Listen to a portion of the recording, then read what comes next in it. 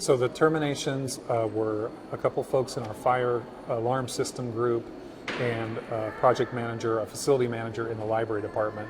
But there were deputy directors in both the library and the public works department who received a demotion or suspension.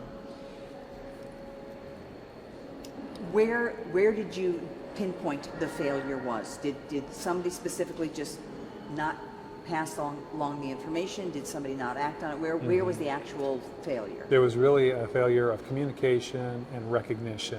People whose job descriptions were to be aware of what was going on in the fire system, in the building, did not act upon or recognize the information that they had been given, which their job was to act upon that. And then for supervisors, it wasn't to create an environment where communication should happen and information was required to be given.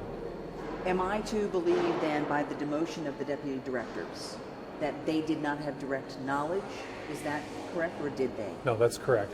People with direct knowledge received termination, and others who were responsible for supervising or creating an environment had lesser discipline than termination. $6 to $8 million, if I recall, during the news conference. That's a lot of money. Just the ripple effect of what has happened here is ginormous, yeah, basically. That's right. It's both money. So the amount of money we have to spend to restore Burton Barr is between $6 and $10 million when all is said and done. But what's even worse, what I'm most disappointed and embarrassed about is there are 1 million people a year who use that library for their kids to read, to get jobs, to go to college, to get a high school diploma. That's all closed down. Those people have to go other places if they have anywhere to go. That's the most disappointing thing about the failure in that building, is the impact on Phoenix customers, Phoenix residents who depend on that library every day. And you're the city manager. Do you hold any responsibility in this?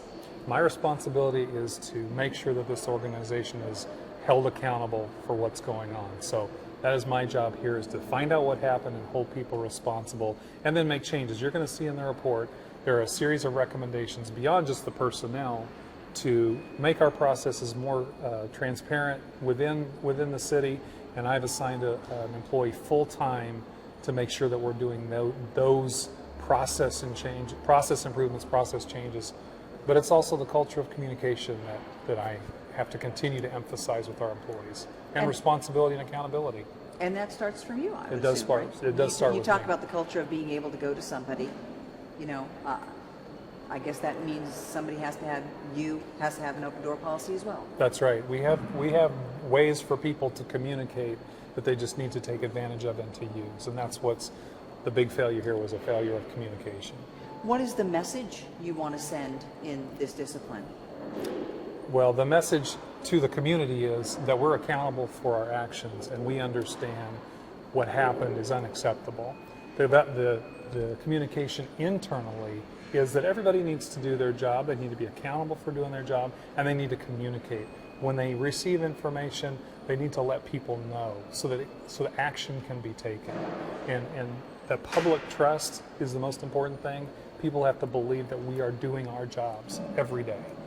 You were criticized, now I'm going way back and I don't even think I ever covered the story, but if my memory serves, you were criticized for not being strong enough handed, if you will, with the aviation pathway thing, and right?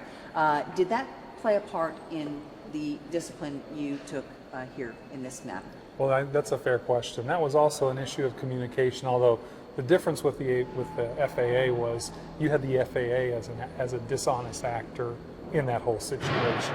There was not this clear flow of information. In the library situation, it was very clear. Information from a contractor to staff, and then it stopped. Nothing happened. That is a big failure for people to do their jobs. Communication that was then documented. Correct. And not having seen the report, what am I missing or leaving out? Gosh, I feel like fire department's still under investigation. Yeah. What would their role have been as far as discipline? So the fire marshal had a role in receiving information as well. So some of the documents that went to the building owner, the building maintenance folks, Also, we're required to go to the fire marshal. Now, the fire marshal has a less direct responsibility for the building directly, but the information went to the fire marshal's office and didn't get read timely or acted upon timely. And so Chief Kalkbrenner is conducting a review of what happened there, and there's further, I'm sure further discipline is going to follow from her review, which is behind about a week or so. But from your perspective, things here at City Hall, it's pretty much complete. Well, yes, in terms of the library and public works, there is another piece with the fire marshal's office that the chief is taking seriously and is reviewing, and it's ongoing.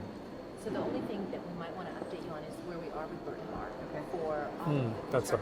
Because it was June, I think. June is Ed's demand for start date, and then also the agenda is posted late last night for council for next week. We have 2 items next week on the agenda. So first is going to be a contract to replace the roof and replace the 5th floor sprinkler system that failed.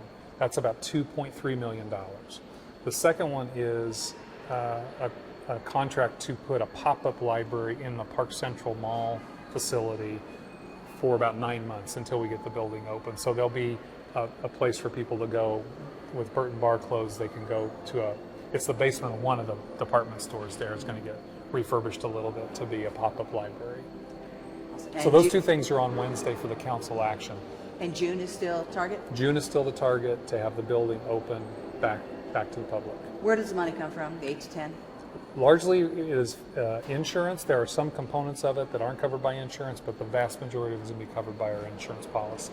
But still, that's a lot of money regardless of whether it's directly taxpayer money or insurance. It's going to affect us, in terms of rates and those things. So it's a problem. Do you expect any appeals in these decisions? Well, employees do have their rights. So now that the decision's been handed down, they can go to the Civil Service Board and exercise their rights of appeal through that process. But that'll be in the hands of the Civil Service Board. And then beyond that, if they wanted to do something, they would go to court.